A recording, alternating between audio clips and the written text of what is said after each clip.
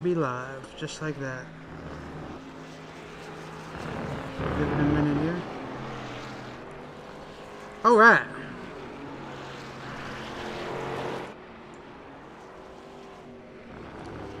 Terrain logos.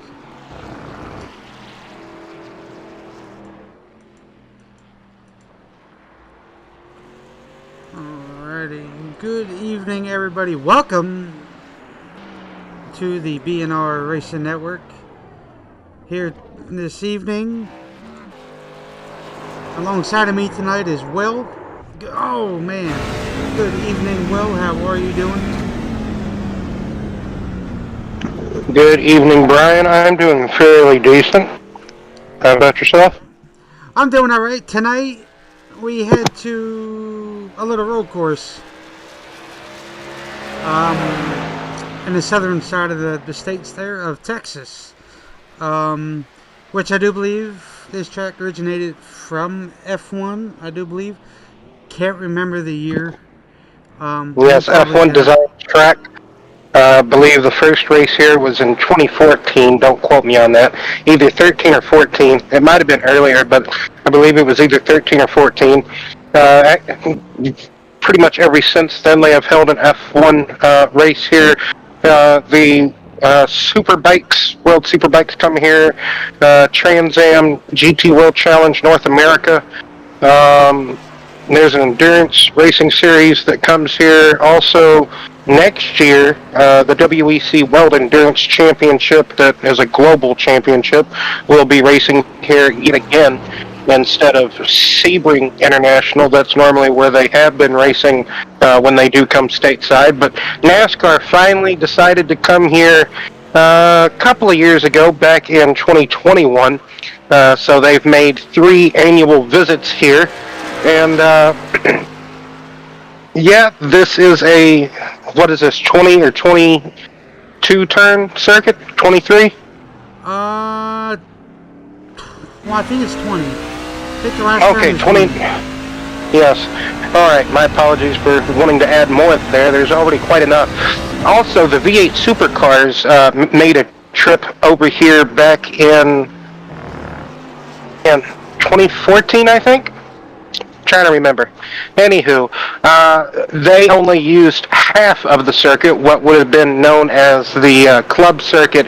Right before you dive into the S's, there is a cut through to the left, and you go to the left, and you take a short portion of the back straightaway, and you come back to the arena portion, which is that couple of corners with the swooping triple right-hander.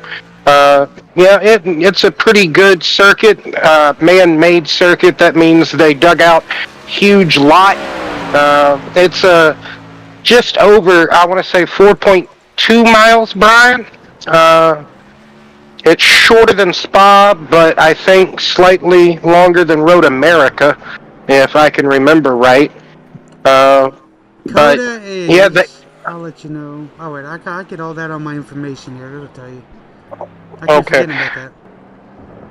But, yeah, COTA's been around, I want to say, since 2013 or 12, one of the two. Like I said, don't quote me on it, but it's a fairly new circuit. Originally, like Brian said at the top of the broadcast, originally made for F1 to come more stateside, have a more presence, because in the early 2000s,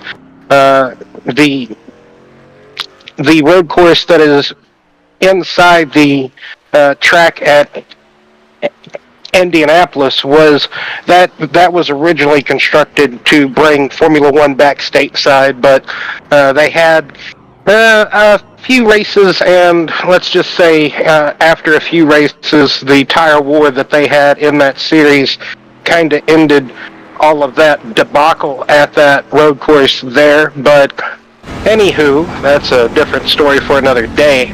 Qualifying underway for the BNR Truck Series, Craftsman Truck Series, all the Truck Series named Craftsman, here in iRacing. So this has plenty of turns, plenty of twists, a few straightaways. You have the short chute going downhill into, I believe that's turn 10 or turn 11, right before the long back straightaway into, it's kind of kinked, so at some point you do have to turn a little bit right, and then a hard braking zone into that left-hander. So we do have not quite the full field that we have been having in the opening weeks, but still, I would say a pretty good-sized field for an iRacing stock car league on iRacing. 18 competitors this evening in the BNR Truck Series, at least that we know of, are attempting to qualify or start the race. So that's about, half of our field, if not a little bit more than half of the field that we have been having on a weekly basis to start off the season. So hopefully after this week, going back to a normal track for most stock car enthusiasts or enjoyers,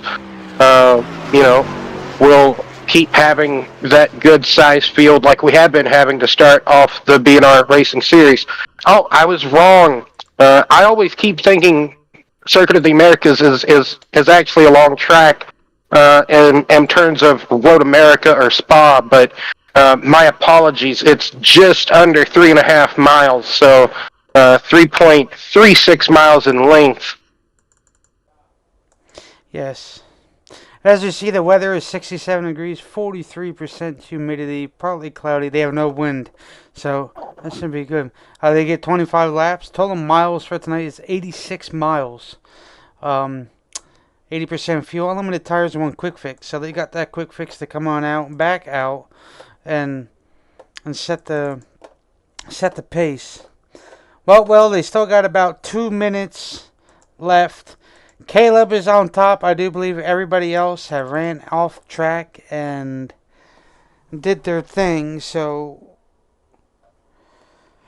yes, 18 drivers here tonight. Well, great. Overall, information about COTA. It's always helpful to those who watch. But I will believe we'll be back full kick in gear next week when we're back to an oval. So, but you got Caleb starting on the pole and Sanchez starting P2. The hard charger there. So I guess we'll just have to wait and see how things turn out. So.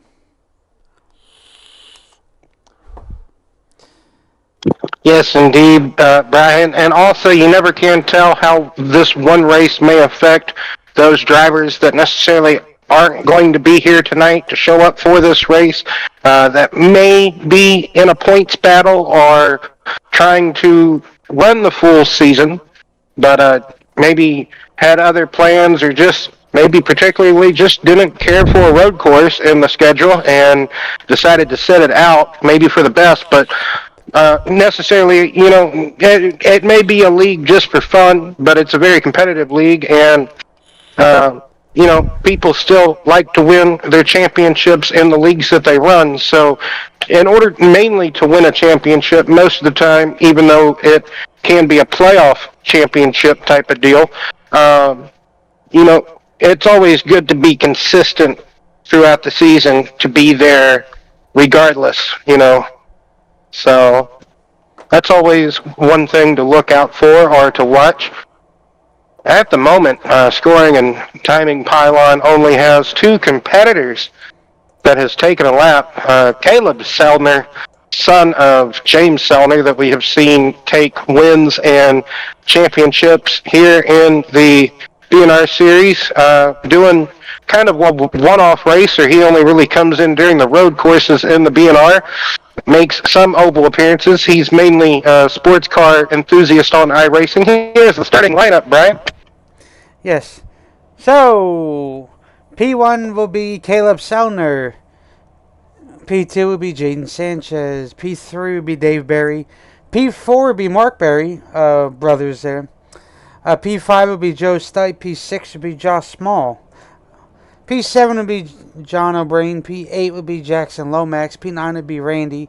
P10 would be Michael Day. P11 would be Richard Johns. P10 would be Chris Berger. P13 would be Zach Deuscher. P14 would be Philip Bridgman. P15 would be Kyle Gooden. P16 Matthew. P17 Jacob Delgado. And P18 George Rincon. 18 drivers here tonight, Will. As they start them off back there, which is always a weird... Yep, for the most part on road courses, for the most part on road courses, iRacing does start the grids normally on the back straightaway. Get a decent good half a lap here to heat up the tires, warm them up, hopefully up to temp, at least to turn one standards here. You got that long uphill climb to turn one. It is wide, it's tempting, but the apex tightens up severely at the top of the hill at turn one. Delgado and Rincon doesn't look to have loaded in, so maybe only 16 competitors tonight, Brian. Maybe. We'll see as these boys still pace around. Trying to get caught up here. Oh, Delgado, I think, loaded in, so 17 at the moment.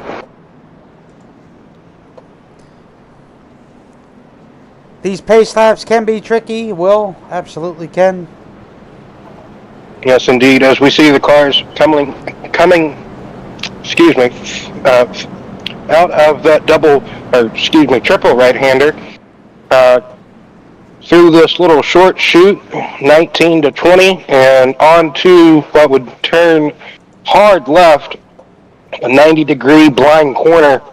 So say if there's a truck kind of spun out or wrecked there, it's going to be difficult to see entering. So yes, green is out in the air. Big separation from second row on back. But looks like Selner gets a good hole shot jump on Sanchez in that second position.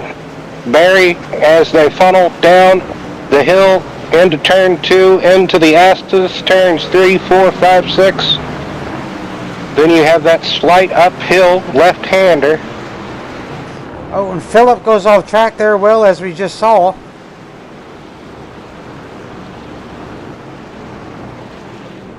Mistakes are going to be made here this evening. There will be plenty of them for sure.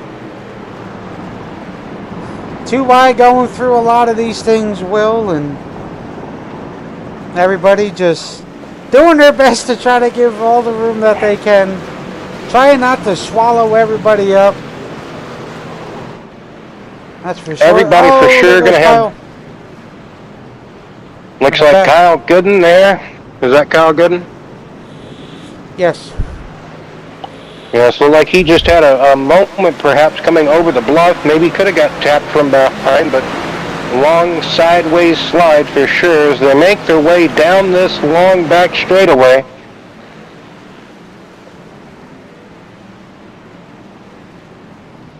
I believe the back straightaway is a kilometer long, but not quite a mile. Yeah, that is a very long. So that is turns, I think, 11 and 12. Coming through the stadium section here, just beyond the walls, there is a little arena stage. That's why it is like a rock stage or concert hall area, I guess you could call it, like a bowl, almost like if anyone's seen the Hollywood Bowl, or not bowl, but the, yeah. That's pretty much kind of Austin, Texas little version of that in a sense, and they get a racetrack with it, so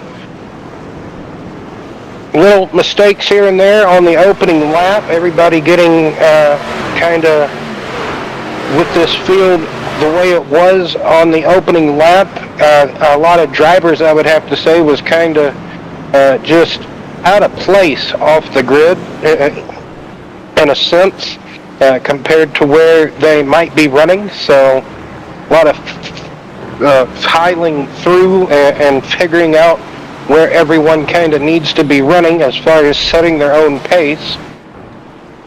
Some in a bit of a tight-knit battle, and others able to control their own pace. Oh yeah, well, anyway, Kyle slowly catching the backpack of that pack at this current time, so he does have the speed, and that was why I gave these drivers an extra hour and 25 minutes of practice, because a lot of them needed it, which was a good thing they did. So we didn't have that much of a big issue, so a lot of practice along the way. But, oh, Joe's, you see right there, Joe got a little slippy-ippy there, and around he went. Hard braking, downshifting, that can cause that too. But Joshua Small now gaining another lap. Well, what's that? But Caleb Sellner, we're going to come back up here, and Caleb in his own zip code. Almost a 3.5 second lead over Jaden. Yes, like we mentioned, Caleb more of a road ringer, I guess you could say. He normally, from what I understand and get to hear, he likes racing the GT4, GT3, like sports car platform of cars to have at your disposal on iRacing. He's not too big of a stock car driver, but whenever it comes to these road races in the BNR series, he tends to like to show up and really be a part of it, Brian. As Joe, huge contact there going through the stadium section of the track. Oh yeah. Just unfortunately giving it a very respectable shot here this evening. Just doesn't have the pace like some of the others, but still respectable enough to be out here to give it a shot. Road racing, it's almost its own etiquette. It's almost its own discipline. It's far different. It's hard to compare it to oval racing. Sometimes I guess you can, depending on how technical of a track it may be, like say Martinsville or some other short tracks where you have to really use both pedals to the best of your abilities. But really, other than that, excuse me, it's hard to compare it to really other tracks or other things you're normally accustomed to doing.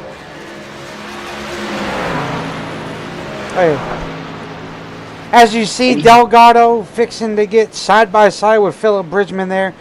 Currently running P7 and P8. So Philip's going to let him take every entry he can, but he will try to get back to him. As now we switch to, I do believe that's Lomax. Oh, now we're back to Philip. Oh boy.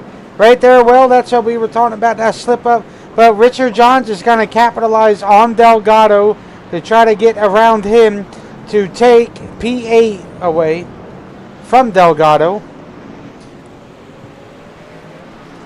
This is all about points night for these guys.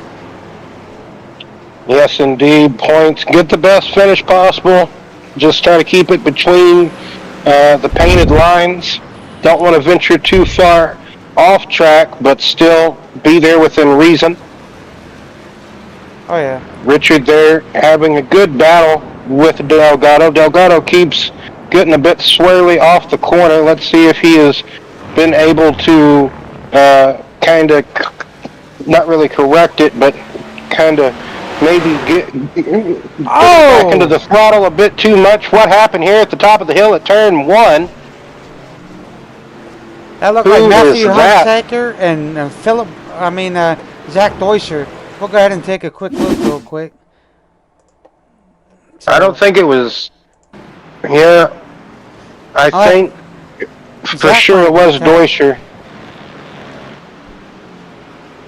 As you were going to the replay, Oh, there was Lomax went for a window of opportunity, a huge door. Oh man, Matthew just lock the made brakes up. contact. Mm-hmm. Yeah, he was probably reacting to what he was seeing. I don't really know if we could pin the blame fully on Lomax. To be honest, race and deal there at turn one, but to be fair, it is a tempting. It is tempting to do things to that nature. Like I said earlier in the show, turn one really widens up on the entry, but really at the top of the hill, that apex is very narrow, and really it opens the door for a lot of dive bombing to occur, like we just saw, and sometimes the dive bombing does not pay off like you expect. So, Well, we're just gonna have to come up here towards the front at this moment. Oh no, we ain't. But Caleb Sellner does have almost a 9-second lead over Jaden. 9-second lead. But yet again, Will, that's what we get when we have a road courser come in, which is always good. Let him come out and try a stock car on side of things. Well, I really wouldn't say stock car. I mean, stock truck, maybe, but... I think Barry is there with Sanchez. That would be another close battle to keep an eye on, Brian. But I would have to say, if Deuscher gets back to Lomax, Deuscher might try something. He might find that was very aggressive. I'm kind of borderline on that because like I said, it does open some drivers' eyes up to really making an aggressive attempt. Deuscher gets past Lomax. Don't know if Lomax something happened or it was a pass. I do believe came out of turn 20, or the final turn. So I think they got around each other. Oh, there's that bunny hop. You don't want to do that bunny hop. No, you don't. So Mark Berry hanging out P10, got himself a top 10 car at the moment here. Yeah, Berry and Berger going at it back here for 10th place.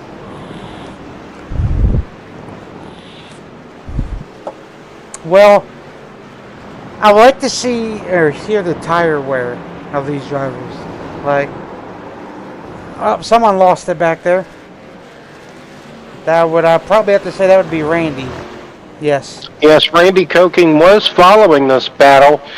Just a second, and I'll let you know if that was Randy, because... It was, because Josh got by him. Oh, okay. Yeah.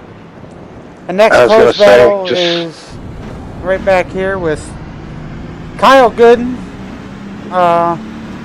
Just taking his time, getting around the track. He's trying to hit his marks. So, this track is tricky. Always good to get your feet wet, that's for sure. But, oh, there's the save. Good save by old Kyle there.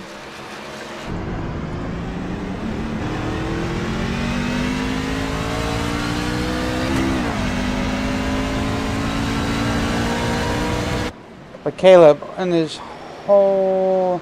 Let me pull up here last lap time. So, you see Dave Barry's faster than the leader. Not by much. Absolutely not. Last lap was a 1:21.23 with Dave. Sellner's was a 1:21.24. So... Well, we do know, Brian, that everybody's going to have to make at least one scheduled pit stop. From what we heard by the drivers, they were only getting 17 laps on a full tank of gas here. This race is scheduled, what was it for? 24 laps? 25. I do believe.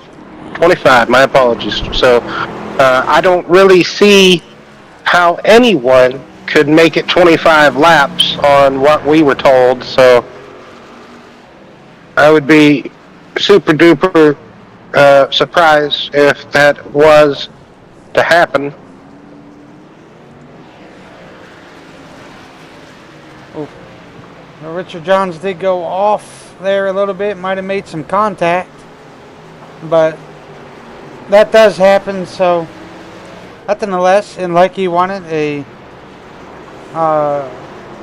top 10 is what he wanted.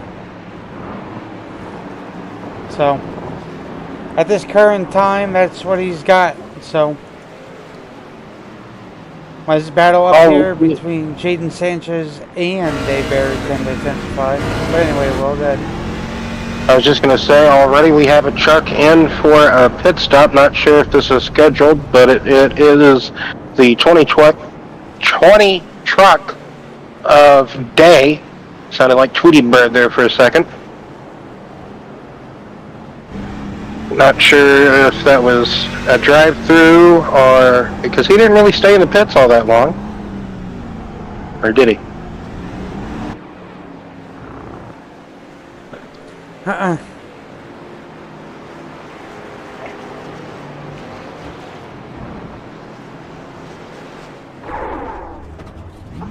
But really good battle for second place going on track between Barry and Sanchez. Then this battle going on between Hunsaker and Lomax. Right behind them is Delgado trying to he's disguised as the 80. Oh, we got a spinner. I believe that's Mark Barry, I do believe, in the Exalted truck. Yes. Yes. So that drops him down to 10th position.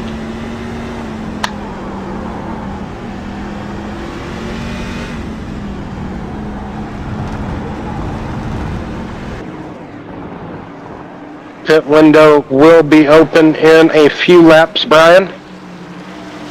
So be interesting to see who would be the first to pit, and if they take tires, if they feel like that might help them or help them reel in somebody that they're trying to be in a battle with, which we heard from a couple of the drivers. They don't really think tires will be a big issue, so I do expect some to just pit later than others and maybe not take any tires, but still be on the lookout for that as well. One of the closest battles on track at the moment that we do have, the battle for second. Barry and Bridgman, though, for 10th and 11th. That could be a good one to look at. Josh Mall might be a part of that as well, so could be a three-way battle for 10th place. Oh, yeah. As well, you Josh can see, is a little bit back, but he is slowly gaining little by little. Josh, I think Josh could be one of those drivers that could be just try to save everything you can.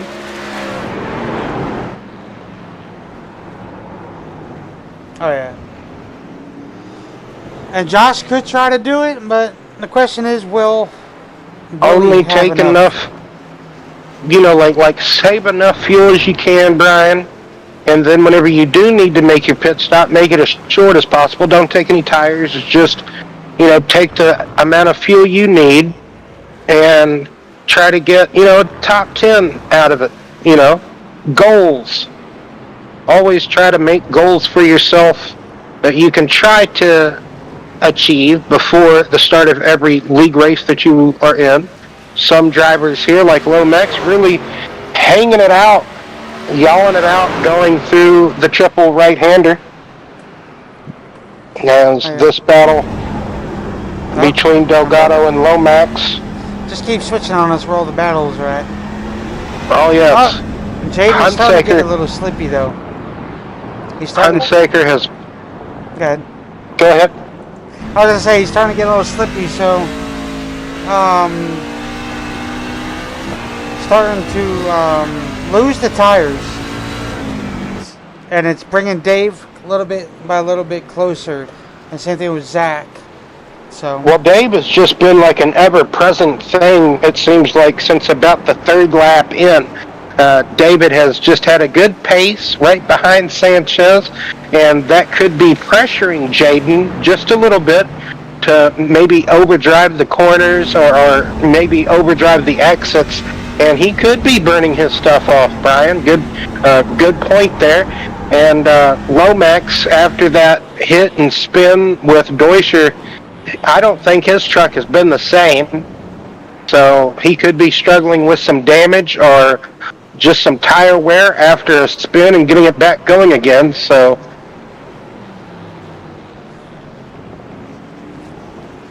that is true. But Caleb Sellner, this is I do believe this might be my first race I've got to see with Caleb in the race. I might be mistaken, but I want to say it is.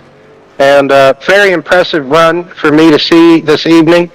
I very impressed with how Sellner is on these road courses.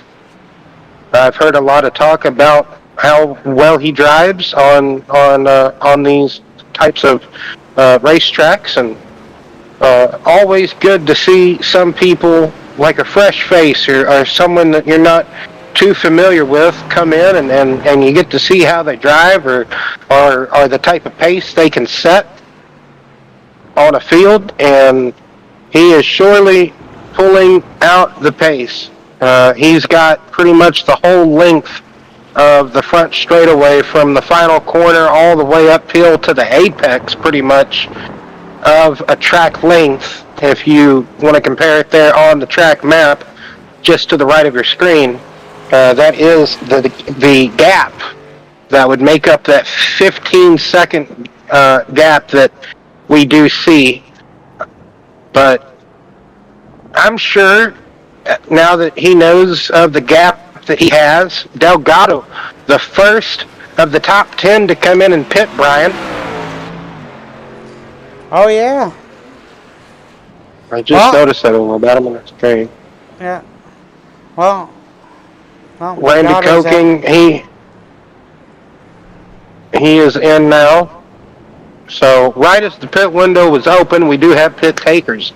So that's interesting to see where these pit takers will kind of come out in the running order once things are shaken down.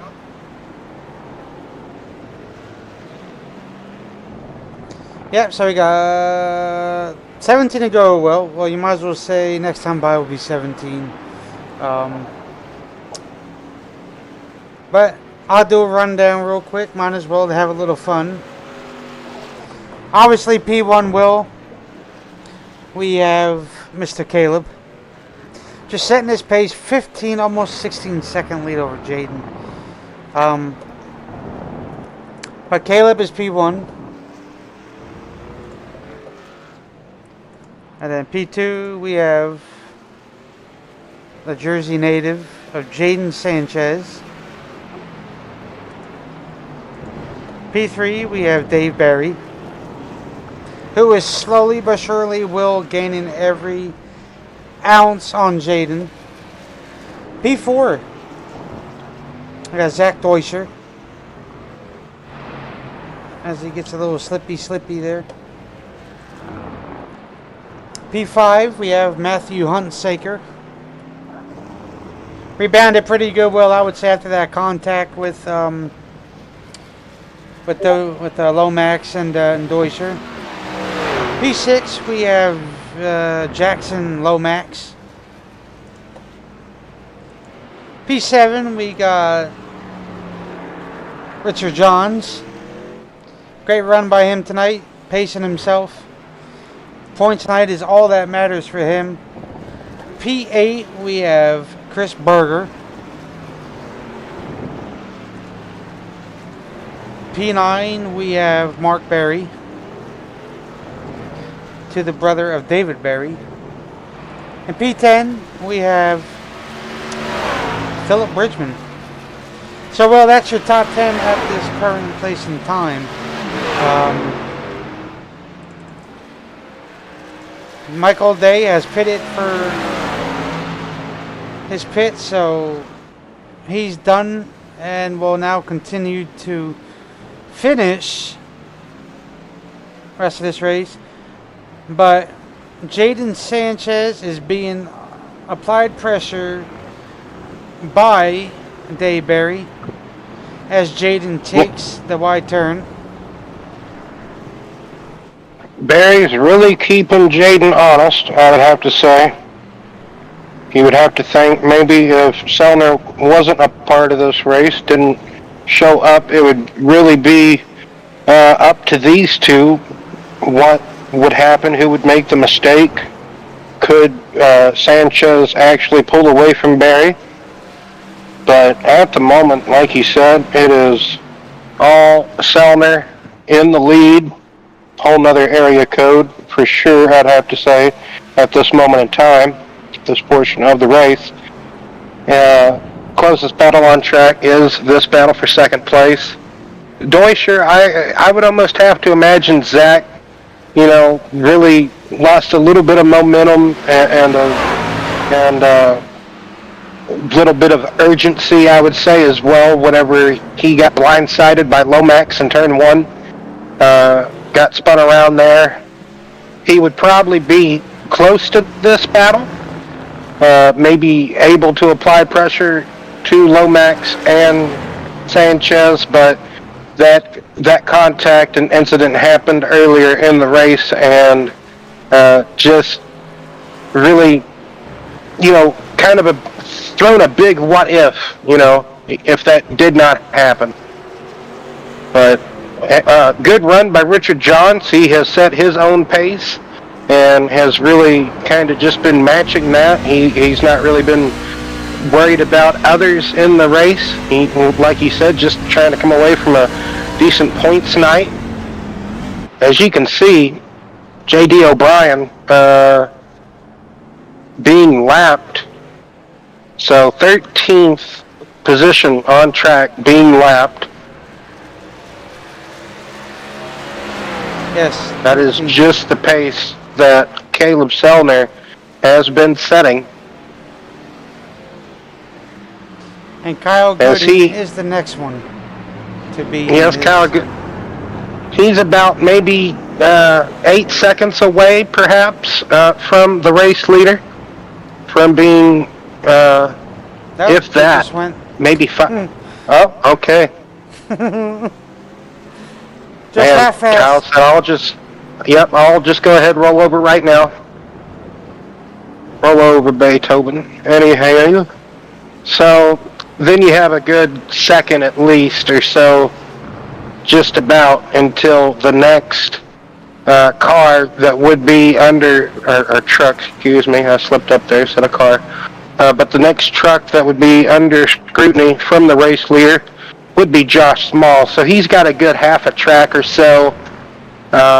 Where's Josh on the map? He's got about a quarter of a track. Yes. So he's got a quarter of a track, I'd say, on the race leader.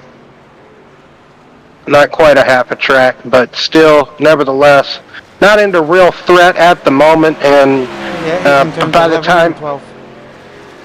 by the time all these pits are cycled out, we'll for sure have to see where Josh is. Well, Matthew Huntsaker Will is now in the pits. So he's pulling an early strat to get out the best he can to beat Selner. Go ahead. Huntsaker's battle would probably be between Lomax and Deutscher. So nobody really, unless Caleb Selner makes a speeding penalty or some type of mistake, no one's catching Selner, I don't think. But really, who you're battling around or who you're just a couple of seconds close to on track, near on track, is who you're battling with on these road course races. And at the moment, it would be Lomax with Hunsaker. Maybe Deutscher might be still a part of that battle, but that would be up in the air. So Philip Bridgman is now in the pits, Will. Yeah, I would suspect, or at least see everybody pitting around this time, or if not, a lap or two later. Once we keep seeing everyone else come in, I wouldn't see a reason why not to see maybe maybe the top four might stay out a little bit longer, but other than that, I don't really see too many of these guys staying out longer. Unless maybe Josh can somehow magically go the distance, but like we speculate, just JD's in the pits.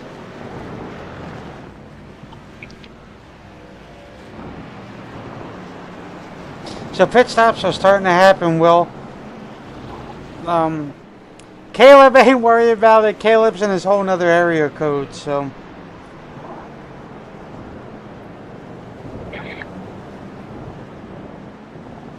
Oof.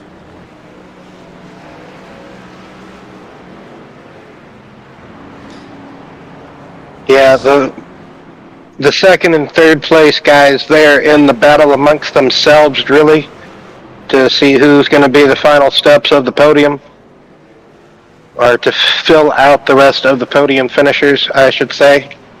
A bit of a correction there. As you see, Richard Johns now making his scheduled pits.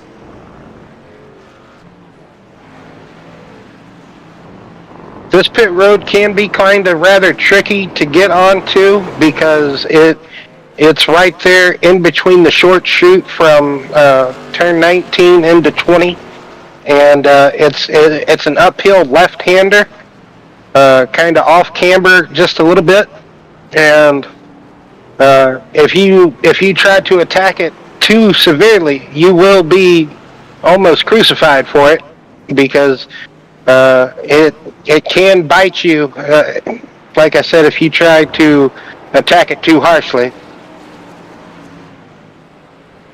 You see Richard Johns now out of the pits, Will. Now, that's his final pit. The question is Caleb coming in the pit? No, he ain't. He's staying out.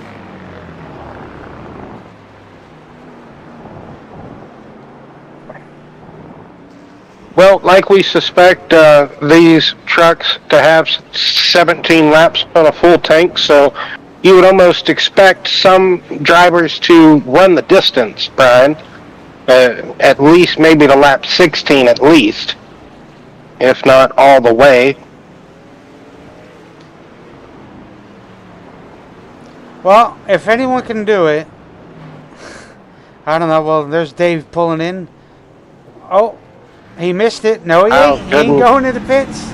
He missed that turn in. So that could be a costly mistake to Barry, that was having a real good battle for the second place with Sanchez. If for sure he was actually truly trying to, yes he was. I see it on the stream there. That's kind of what I talked about in a way. It kind of looked like he was aggressive on the entry, and it just kind of bit him there, Brian. He just kind of outplaced him more or less, and could have had a real bad wheel hop trying to enter that corner.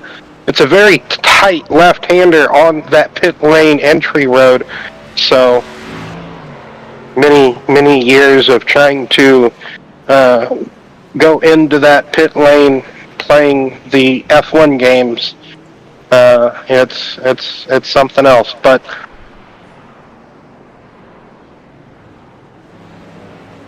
oh yeah, I got around here pretty good on the new F1, so took some time. Oh man, Richard Johns. oh, not what we want to see, not at all. Richard was having a real good run inside the top 10. About 7th place he was maintaining for most of the evening, and could have just got back onto the throttle at that particular part of the track. Oh, that was coming downhill into the final section, the final set of corners. So it could have been on braking, Brian, that perhaps he could have been on. He could have had his left side tires on those rumble strips, and when he went to brake, the truck just got offset or a bit upset, and just whipped around to the right on him. That's a very casual case here at COTA. You see it in sports cars, stock cars, pretty much almost in, just about anything. If you hit that curbing just right out there on that left side, it really can do that to you. Sometimes, yeah, there are curbs that you do want to hit, but for the most part, you don't necessarily want to hit some curbs at these road courses. As you see there, Dave Barry, Zach Deuscher now make their pit stop. But like I said, Will, that little mishap that Barry had earlier on of Dave Barry, as we talk about, could cost him for that P2. So we'll just have to wait and see.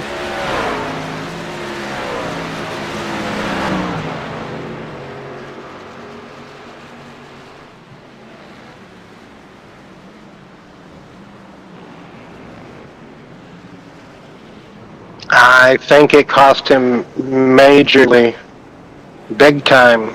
Not sure he's going to get back going again, but he's basically like a good straightaway behind Jaden now. Jaden on the track map was going through the S's as Barry was coming downhill through turn 2, so he's quite a good ways away from Jaden. Zach Deuscher, if anybody, is the reciprocity of that. I know Jaden doesn't necessarily have to worry about Barry now, so Jaden may not make a mistake per se with that pressure behind him, but now can Zach Deuscher do something, maybe take third position away from David Barry here, or is David just going to sail away? Did David take 4 tires?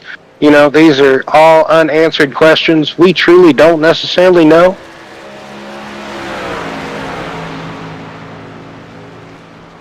That is the problem. We don't know. We'll just have to wait and see until then. But if I'm Caleb, well, and I'm going to say this the easiest way possible. Question is, you got all this time now. Jaden is... Excuse me, my apologies. Jaden is now just hitting turns 1. While Caleb is going through turns 11 and 12. So he's got an extra 10 turns ahead of him on Jaden. But the question is, do you want to risk taking 4 and knowing how much of a hard charger Jaden is, or do you take 2 and fuel? Yeah, way too many people with the initials JS in your league. I know that. I know Jaden Sanchez, Josh Small, Joe Stipe. Yeah, that's why I'm looking. I'm trying to figure out. Yeah, I'm trying to look for one dot, and I see another dot, and I'm like, oh my goodness, this is confusion. But anywho, I think by the time this race is done with, Caleb might lap all the way up to 6th place, maybe 5th, just by the way things are going. Just by the pace he has been setting, and Deutscher really, in a way, Barry made his mistake. He missed his pit entry on the lap prior to him pitting, so he put himself back here to be in the clutches of Deutscher. So Zach really looking to try to get a good run around, perhaps Barry, and he does at the end of that back straightaway, or through that back straightaway, I should say. So move Deutscher up to P3. That now makes a new podium finish at the moment. A new person as well inside the top 3 this evening. Hard charging Zach Deutscher in that 21 machine. Like I said earlier, I do speculate if it wasn't for that blindsiding moment by Lomax and just getting rear-ended again or clipped again while he was trying to get back up in gear and get going by Hunsaker, doing a bit of drifting, or just Hunsaker just trying to get on the brakes, avoid what he saw setting in front of him, and he kind of just went slide-a-rooney. So I think that Deutscher could have already possibly been up here.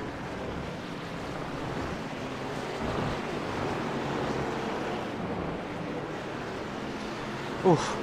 Lap traffic is a big key, Will, as you see there. But it's just hard to make your passes through the S's and capitalize. As you see there, Joe try to get out the way, but that's gonna be a costly time taken away for sure. Well, Joe doing the best, and sometimes that's all you can do is your best, and he really, to be fair, got out the way when he could. As a fast truck, in a sense, or as a guy who is faster than others. In a way, it's kind of your responsibility and your etiquette, in a way, driver etiquette, to make your way around slower people, slower drivers that may not be up to par, up to snuff as you, as fast as you. So you do have to have a bit of patience, or just take a little time and work your way through the traffic. It can be tricky, but it also can be done at the same time. But you just gotta kind of be patient with them, and they'll get out the way for you, or you'll come to a part of the track that is a bit wide enough. Oh, as Dave had a moment in the final corner. But that's kind of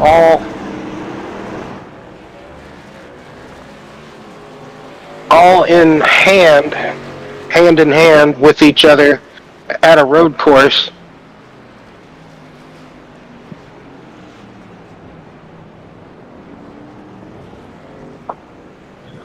Wow, he's still staying out with 8 to go. It'll be a miracle if he can do it. Well, he's gonna try it, that's for sure. And if Caleb can do it, then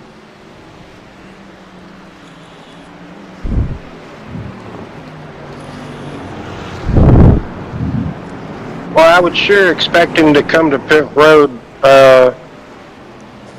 before 5 to go at least. I would hope so, because Jaden's taking some time away.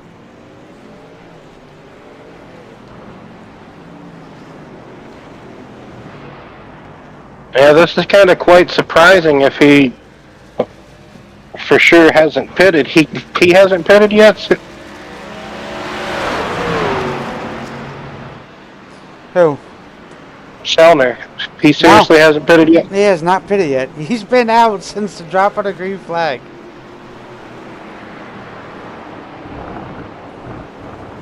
As he puts Richard another lap down.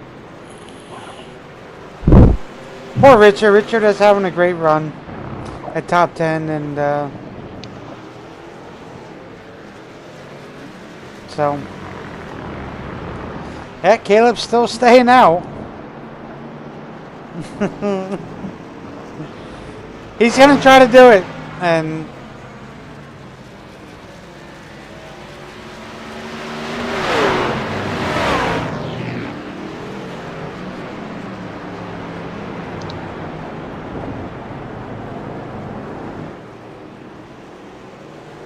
Well, I tell you, he has really set a strong pace this evening. He's led every single lap up until this point. yeah, qualified on the pole, set the field.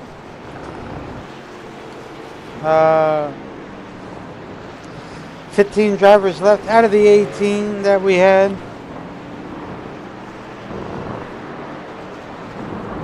Yeah, something happened to Delgado and Randy as well. Rincon was not able to start.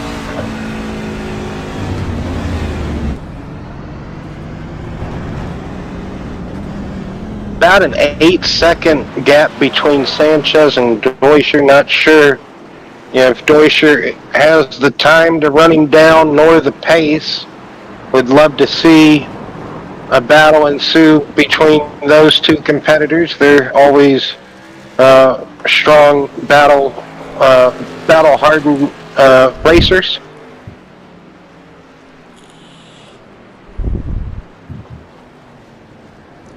Oh yeah. Caleb pulled back on Jaden. Well,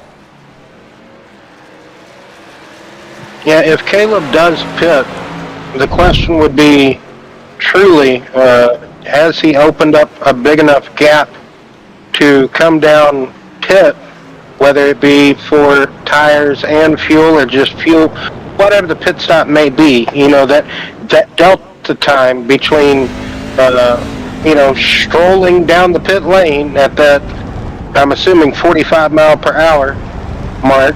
It could be 35 here, but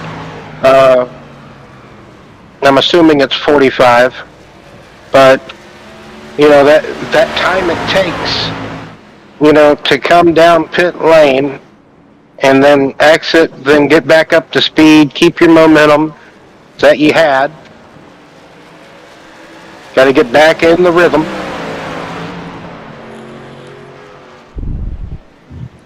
Good run for Philip Bridgman at the moment. He just got past Mark Berry for what is 7th position. So 7th and 8th position there. Bridgman normally runs, I would say, halfway decent at these road courses. yeah. Philip attacks early on, he attacks early, but he is slowly getting better with saving. He's always had good pace on road courses. It may not be blistering pace, but once he can get it jotted down, he can have a good average lap speed. Is what I'm getting at, right? Oh yeah, and that's truly what you want in road racing. Especially road racing. And I know it can be tricky. But oh yeah, Caleb fixing to swallow Philip up. Wow. Jesus. God bless. That's one Caleb. of those words again, Brian. What, Jesus? Oh, yeah. or the other one. Yeah. Well, no. Some people would think that would be swearing, so let's tone down on that just a little bit. All right. Like I said, unless you do want to go full on moon car, but like I said, I don't think we're there, and I don't think that would draw more popularity toward this. But who knows? Who knows? But please don't start. Anywho, coming to 5 laps to go, and yep. Just an astonishing pace from Caleb. Still has yet to come down to the pits. You see Kyle Gooden now in the pits, so making his pit stop. But he's got almost a 36-second lead over. And speaking of that 36-second lead, as I said it, there it is, as he hits it. So, well, if he can do it, and as you said, lap 5. Lap 5. 5 to go. Could he possibly come in? That's just iffy. I think he's going to try to stay out. I think Sanchez must have hurt us because he's opened up that gap to Zach. 2 seconds he's opened that gap, so 10 seconds in total. And Barry has clawed his way back to be a little bit more, I would say a little bit more at the heels of Deutscher, so he could somewhat be contending for that podium spot in the closing laps. 5 laps to go around here. Oh my goodness, more burps. 5 laps to go around here. It doesn't seem like a lot to the average viewer, but it actually is a lot of time here whenever you have 2 1/4 second lap times that you're running. That's a long time. That's basically 10 minutes or so, 11 minutes, if not longer.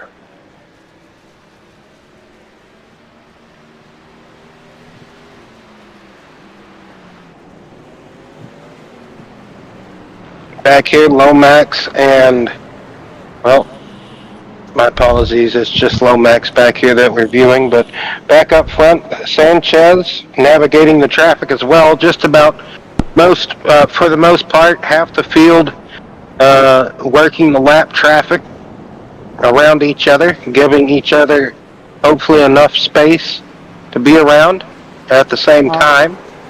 Well, I'll tell you right now, we'll see how Jaden is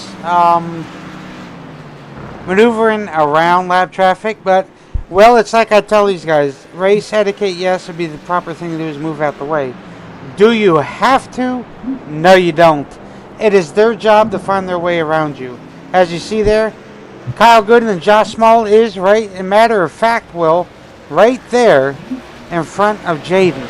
So he's got 2 lap cars. And they have all right to run their line and do what they got to do. Oh, goodness gracious. Right, just like that.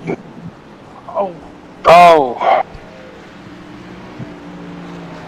That's one way to get by them, I do have to say, but also kind of, you do have the race channels and Discord and all of the different audio channels to go through to say, hey, I'm going to be looking to pass you here and in such and such corner, or going down this straightaway. Like, you can give some type of warning, and that good camera shot there, thanks for the transition, Brian, just shows you the gap between second to third. As Jaden was making his way through the S's up to the right-hander transition, there came Deutscher coming through that same part, and there goes Sanchez down the straightaway. So I think Jaden might have had a bit of miscue or something. Maybe the lap traffic played a bit in hand with that, catching them in certain areas or just dealing with them at all. Might have made Jaden just make a mistake or just, say, all right, okay, I'll give a little bit as far as losing some track time, but I'm not going to lose a whole lot while doing it.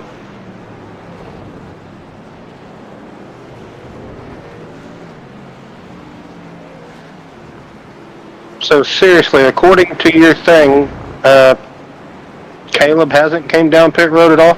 I'm serious. All right, interesting. Because I during a pit sequence that we had, I don't know if he did or not. I was trying to keep up with it all, but sometimes it can be a chore. I didn't think I saw his name at the bottom of our screen for the pit takers. So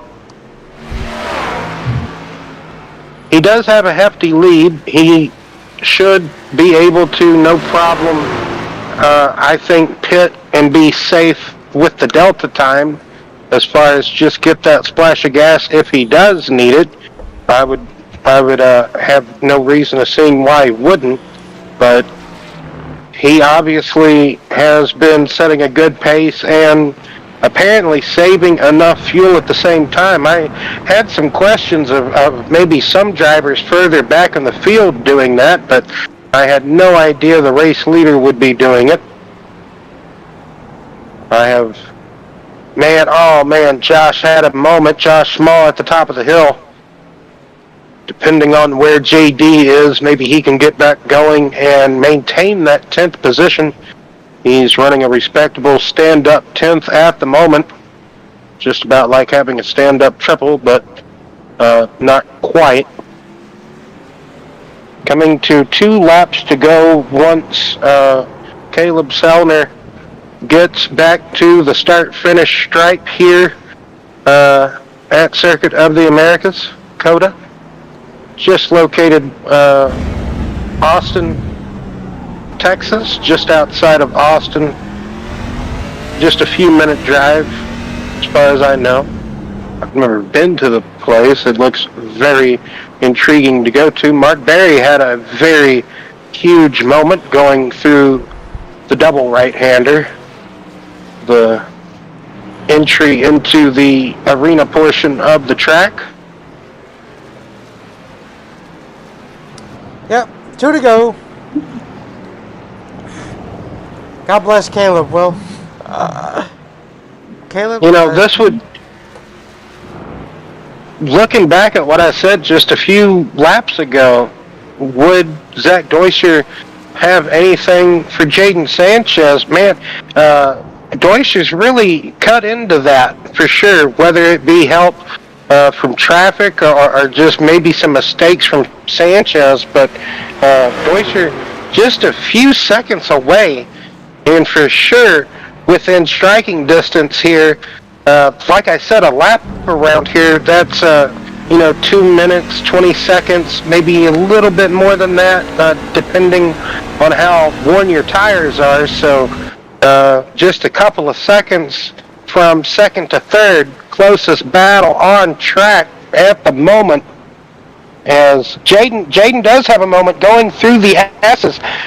Could this be the mistake that Zach needs to catch up to the 8 machine? As they go to that right-hander up the hill, coming over the bluff. Deuscher's there. Deuscher's on the tailgate of the 8 truck going into turn 11. This downhill left-hander 90-degree corner onto the main back straightaway. Deuscher looked for an over-under crossover move there, didn't get it really, because Jaden really placed his truck in the middle of the track. That's what you kind of want to do for a good defensive maneuver, as Deuscher's going to have a good toe down the back straightaway. Deuscher's probably going to look way to the left, maybe fake him out, go back to the right. We're going to see here as we enter this hard braking zone, no move yet. No move whatsoever, but Deuscher really gets there on the exit corner. Oh, there goes Jaden! As we cut away to the in-car camera, Brian, can we get instant replay for this right now? Because I think Jaden just had some wheel spin here, but we're going to see instant replay. Did Zach touch him, lift him up? Oh, come on, Brian, we need a better angle than that. We can't see right there. If maybe the hood cam or the bubble cam, the roof cam off the top of the 21. This camera will be sufficient. Oh, wheel spin. It just looks like wheel spin from that first point of view from the third person cam, but white flag is waving out in the Oh, air for no yeah, it is. what? Oh, yeah, it is. Yeah, it is. My bad. Final lap. So final lap out in the air. If that is net code, man, that's a good distance, but I would just have to say wheel spin for that 8 truck of Jaden Sanchez and a hard hit to that Armco barrier. Uh, he could have probably kept on going. He had enough gap back to Barry. He could have maybe got a podium, maybe, depending on how. We don't know if that right front toe was broken or not. That was some heavy, hard contact. But man, Caleb Sellner, if he has really, to our knowledge, he has not came down pit lane to get any extra fuel. But man, if he wins this race, 25 laps on a full tank, I will be flabbergasted as he's making his way into the stadium section of Circuit of the Americas here, drifting that truck around. He has plenty of time to do whatever type of pre-race celebration he wants to do, coming down the short chutes for the final time into turn 20, coming off of the final corner. He will see the checkered flag waved in the air.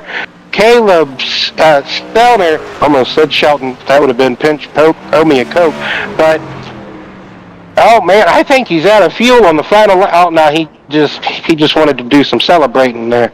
Anywho, wow, domination from Sellner in that 99 machine. No other words, Brian, to say. Man, we saw mistakes all throughout the race, and I surely have to say though that the first road course race for the BNR Racing Series of League did not disappoint at all, Brian. There was excitement from the drop of the green flag to the final couple of laps.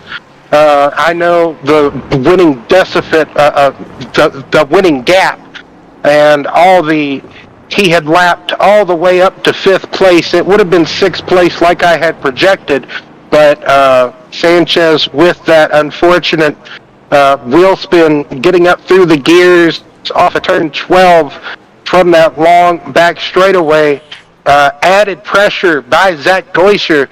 Like I said, I don't think there was any net code or ill intent from Deutscher. He was applying all the pressure he needed, and maybe just a costly mistake from Jaden. We saw Jaden have a lot of momentum here. He looked to have a podium finish in the bag, and just that wheel spin caught.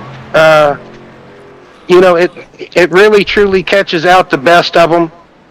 But stand-up performance by Caleb Sellner, the son of James Sellner, who BNR past champion here in the BNR series of leagues, like I said.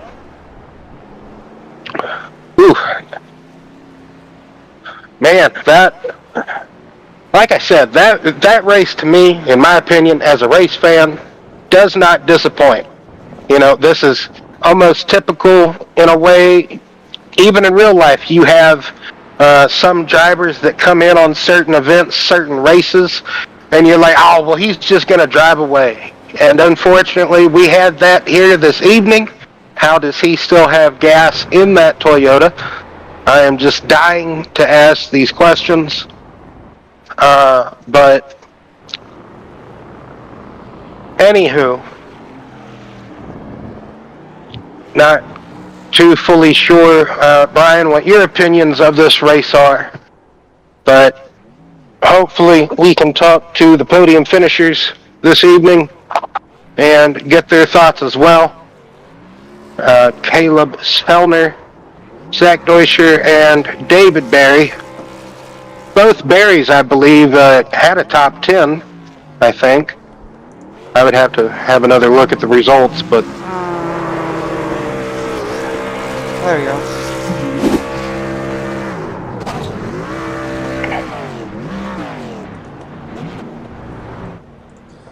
Anywho, I don't even know who the heck. We'll talk to Caleb first. Caleb, Or Dave. Zach, No, we'll talk to Dave. Oh, no, and Dave maybe Berry. Dave. Yeah. Whoever we can pull in first, as long as we can try to talk to our podium finishers.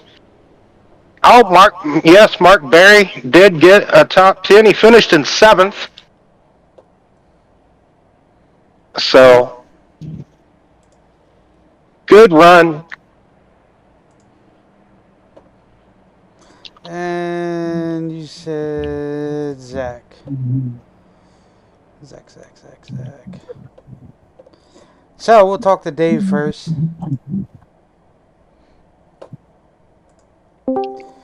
Mr. Barry. Hey, how goes it? Hey, David. Strong performance this evening, I would have to say, to come home in that third position. You almost kind of threw any podium position away if it wouldn't have been for a mistake from another fellow competitor. But, David, tell us about the start of the race and just all throughout it. Also, that almost costly mistake that you had getting onto pit road as well, David. Yeah, I was just thankful not to hit the pit wall there. So, um, all in all, not a terrible race. Thankfully, Jaden was Jaden ended up having the trouble there at the end. So yeah, I got that third spot. So that was mighty nice of him. He was quick, but nobody was going to catch Caleb. The track, just to me, I just couldn't never get a good feel. Real slick. So when Zach caught me, let him go. There wasn't no sense in trying. So the track was just too slick for you, that is, to try to really apply too much pressure to Deutscher once he got up there to you. Did you not change tires on your pit stop, or what did you do there, David? Yeah, I changed tires, but it still felt like that I was running on 15 lap old tires the entire race. I could never get a feel for the track, but it's a hard track. It's pretty technical, a lot of corners, and it's fun. It's just a matter of figuring it out. Yes, very fun, technical course, like you said. But next week we go to a somewhat technical short track in Richmond. What would be kind of the obstacles that you might have to face there at Richmond? It's the same obstacles as this track. They have a very slick surface, so there's no traction, and so you gotta watch your tires spin, and you just can't drive it in too deep, or you're just gonna slide up to the wall. I mean, it's one of those. If you're out of the groove, then you're staying out of the groove. Well, also your brother Mark walked away this evening with a top 10. He finished in 7th, so both of the Berry brothers top 10, even though you got top 5. But very respectable for both brothers to be there in the top 10, and good to see Mark having some good respectable runs. Sometimes he just doesn't. He gets caught up in some crashes sometimes. David, you need to tell him sometimes to just maybe juke the other way, or I don't know really what to tell him there. But anyway, David, got any shout-outs or maybe something else you might want to add about tonight's festivities here at Circuit of the Americas? Well, I just want to tell Caleb, great race and a great win, and good congratulations to Mark for getting a 7th place. Another teammate, Mike Day, first time on a road course, so he survived. That's what we need. So, just another good race. I didn't know. I kind of forgot if you did mention it earlier that Michael Day was also a fellow teammate. It's so hard sometimes, David, to keep up with who is who with teammates and stuff sometimes. So thank you for reminding me about that. Yeah, like you said here, really, it's all about surviving, to be honest. And as long as you can, walk away at the end of the day, with just finishing the race, getting to the checker, that's a win, really. That is whenever very you true. and so. Thanks for talking to us, and hopefully you have some good luck next week at Richmond, David. Thank you. I'd appreciate it. Yes, sir. Get your bag up there. And now we'll talk to Zach. Where are we at? There. There he is. Oh, Zach, you Hello, there? Zach. How you Got guys a copy? doing? Yes, sir. Doing wonderful. This race had some ups and downs for quite a few people. Kind of early on, you had a moment there at the top of the hill. Kind of got blindsided by Lomax, and then uh, Matthew just kind of maybe wanted to be a part of it too. Wasn't too sure there, and but you got back going, and eventually ran down Barry. He had a bit of a problem getting onto pit road, but nevertheless got by David after a while, and that intense battle in the closing laps, you eventually was able to run down Jaden Sanchez there in second place, and made some real good moves on him, was applying pressure, and looks like from our camera angles that he just got back into the throttle aggressively, wheel spin, and that's what led him into the barriers. Doesn't look like net code from our point of view of things, but maybe Zach, tell us about the race from your side of things and just how it went for you this evening. Well, we started by screwing up our qualifying. I didn't realize there's one lap, and I kind of went off course. And once you go off track, that's you don't get a lap in. So we started from 13th.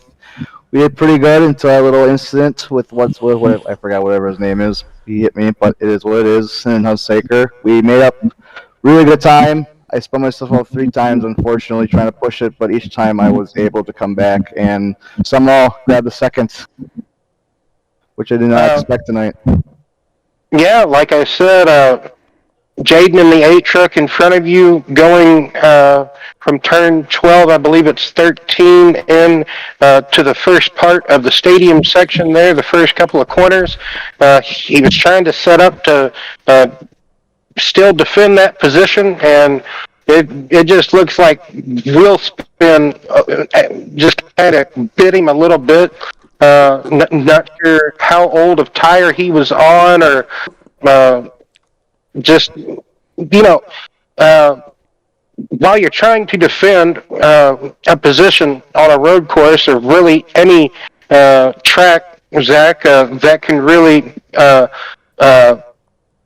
make you kind of overdrive or drive into a mistake, and I just believe that's kind of what we saw out of Jaden this evening, unfortunately. But like you said, got a second. I was thinking, man, Zach's going to recover, get to third, and then once I saw you reel in the deficit, I'm like, maybe he does have enough time here. I think it was 9 or 8 laps to go. It was 8 seconds or 10 seconds at one point, and then bam, it just came down to 2, and man, you were there applying that pressure. But next week is Richmond, Zach, so what would be the struggles or maybe things to look forward to going into Richmond? Richmond's a fun track. It's a short track, so it's going to be side-by-side racing. But I'm hoping for a top 5. I'm really good there in the truck, so I have no worries about a good finish next week. Well, any shout-outs or anything else you might want to add about tonight's race, Zach? Heck yeah, I'm thanking you guys for broadcasting. It is always fun watching you guys broadcast while racing. Big shout out to Caleb for that win, man. What a dominating run. I wish I could have qualified. I might have had something for you. Shout out to Philip, good friend of mine. He finished almost top 5, so heck yeah. And Aero Kinetics, can't forget about those boys for sponsoring us. Well, thanks for talking to us, Zach. Hopefully we get to see you later this week. If not, catch you next week at Richmond, buddy. Heck yeah, thank you, boys. Yes, sir. And last but not least, Mr. Kebab, a.k.a. Caleb Selner. Hello. Not one Hello, stop, Caleb. I see. Not one stop to the pits. Unless you did, and we didn't catch it. No, it was just that one stop there. One stop win. What lap? I think When it was right around lap 15, 16. All right, Brian. I want you. I want some video evidence. Brian, do it right now. Let's go and find this pit stop. I could have sworn Anywho, I Caleb. didn't catch it, but I'll try to find it. Anyway, go ahead. Yes, You talk we to him. believe you. So, Caleb, from what I hear, you're more of like a sports car or like a you're more of a road course type of guy. So, kind of no surprise to see, you up front. But man, I wasn't expecting this big of a winning gap. Just tell me how you did it, Caleb. It was mainly just saving the rear tires. A lot of the corners, I never went to first and stayed half throttle, even in second. That was my main key to saving my tires and pulling up to as far as the lead as I did. And that's incredible. Just being gentle, never over revving the engine to where you're chattering away those rear tires per se, and like you said, staying in second gear, man. That's something I never would have thought would be possible, because some of these corners, kind of, you would think you would have to shift down into first gear for these H pattern stock truck cars. So yeah, I guess if you carry enough of the momentum, you can stay in second, like you shown here this evening. And man, congratulations on the win. I'm kind of speechless. So, Brian, do you have any questions? No, but here it is. It was lap 16 Oh, he came okay. in. Right here. Yep, I guess missed we it. just didn't really. Yeah, We we missed just it. didn't really catch it, Caleb. We were Because so the- busy and focused on some other Yeah. stuff throughout the track and throughout the race. Surprisingly, we did have some battles just continuously throughout the race. But yeah, Caleb, just congratulations. Are we going to see you at all the rest of the season, like with more road courses, perhaps, or what are you thinking, Caleb? You'll probably see me at a couple more road courses and maybe an occasional oval. All right. Well, that's nice to have you when you are here. That's for sure. You kind of make the racing, I don't want to say boring, but intriguing. Well, you don't have to lie about that. I know it wasn't the most interesting thing watching me out there a minute ahead of everybody else. Well, okay. Well, at least you're honest with it, so that's good. It's always nice, though, to see a fresh face. Like I said, in the race, I don't think I have got to call a race with you in it, so that's nice to see a fresh. Well, I'm not really seeing your face, but figure of speech. But Caleb, I know more of your dad than I know you. But anyway, do you have any shout-outs or anything else maybe you'd like to add about tonight's race, Caleb? I'd like to thank my dad for bringing me onto this league. Without him, I wouldn't have even been here. And other than that, I'm sorry for making the race so boring from my perspective, I guess. No. Probably about it. You didn't really make the race boring, like, if it wouldn't have been you, it would have been somebody else, probably. So, if you do go back and watch this race, I thought it was pretty intriguing all throughout. From the start of the green, like I said, we had some battles sprinkled here and there, and the closing few laps, man, that got hot all together. It for sure left nothing on the table. So thank you, Caleb, for taking the time to talk to us and answering our questions. I don't think you're going to be here for Richmond, so I don't think I have to ask you that stuff. So like you said, the next time you might be here will be another road course race, which I think the Cup cars might be coming to COTA before Xfinity. I can't right now at the. So we might see you, at COTA yet again in just another week or so. So I'm sure you have the schedules, or you kind of know when that will be as well. So, thank thanks for talking to us, Caleb, and congratulations tonight on the win here. Yes, sir. Thank you. Good Thank you for job having me. there. Hey, it's always an honor. Like to see you what you can do on the oval side of things, but eventually, sooner or later, that's for sure. But hey, I wasn't bored. I was too busy. Everybody blowing my phone up, so I'm trying to figure everything out and do everything all at once. As Will catches me off guard, and I'm trying to remember what Will said, and I gone back to it. So nothing less. You did what everybody wanted. So I'm impressed by it. And we could have swore that you did not pit. Yeah, I pit, and it was getting really slighty there right before I pit. But Did you Percent. take tires on your pit stop, or did you? I did No. take tires. My lowest was at 71. Oh wow! So you were really wheeling and dealing out there by also still conserving those rears. So, like I said again, congratulations, Caleb, and thanks for talking to us.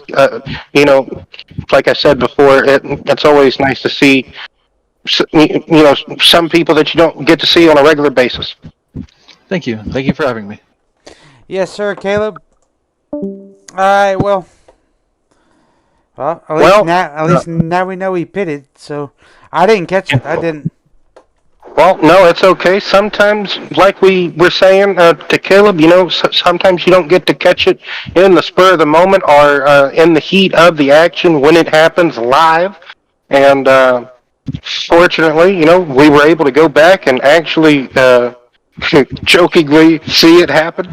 So, like you said, you didn't know if he pitted or not. I really technically have no way to tell. So good on you. You're kind of also my eyes and ears on that side as well. So I try to be another set of eyes, but I don't get to see quite exactly everything, unfortunately. But anyway, time to close out tonight's festivity that we had here on iRacing at Circuit of the Americas for the BNR Craftsman Truck Series at here just outside of Austin, Texas, in the virtual world.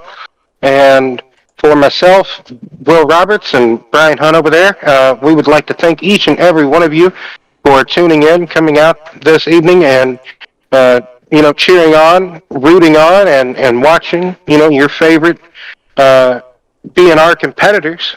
And hopefully on Thursday we will see you again. But until then, hopefully everyone will have a wonderful and good night.